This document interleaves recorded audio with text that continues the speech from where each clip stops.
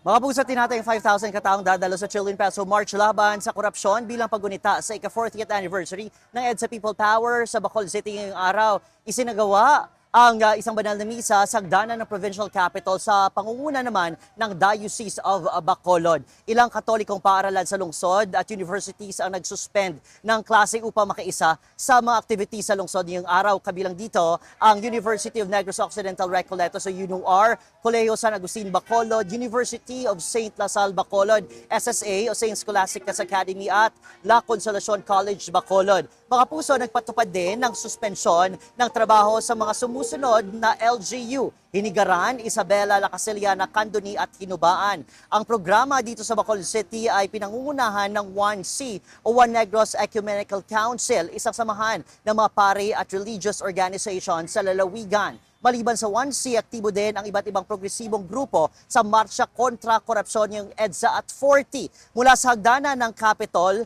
ay magmamarcha ang mga relihista patungo sa gilid ng Bacolod City Public Plaza kung saan gagawin ang isang programa. Mahigpit na ipagbabawal ang pag-akyat at pagsasalita ng mga politiko sa entablado bilang bahagi ng panuntunan ng mga organizer. At yan munang latest mula rito sa Bacolod City. Ako si Eden Pretos para sa GMA Integrated News.